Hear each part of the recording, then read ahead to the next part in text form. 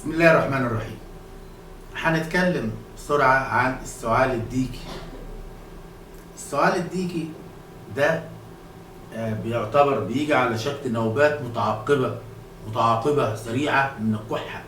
تحس بكحة كتيرة متعاقبة المرات ورا بعضيها، وبتبقى كحة طبعا بيحدث احتقان في الوجه واحمرار وكده، وممكن تبقى كحة ناشفة أو كحة فيها بلغم. الحقيقة احنا علاجها في مجموعة نباتات يعني كتير شوية بس مفيدة جدا. عندك الأناناس، عندك التين، حبة البركة، الحلبة، الريحان، الكركديه، اللوز، الجوافة، القمح، الهرقسوس، الليمون، وفي تاني التوم سيد العلاج زي ما قلنا، والقرفة والعرعر والبنفسج والتليو.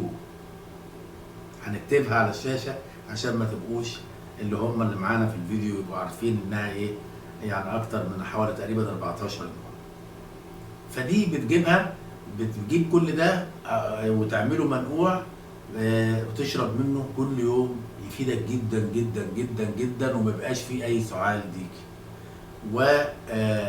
وننصح بيه وبعمايله وبمتابعته بشكل متتالي ودائم باذن الله. هتحسوا ان مفيش الم بعد كده ولا في سعال ليكي. ولو عاوز وصفه سريعه دقيقه، هتجيب لي 10 نقط من زيت العرعر و10 نقط من زيت الزعتر في 30 ملي متر من زيت اللوز، وهتفرد بيه الصدر ده من بره، غير بقى اللي انت هتبدا تشربه من المغلي اللي قلنا عليه قبل كده. دي تدعك بها صدرك، مش هيبقى فيه سعال ديكي باذن الله.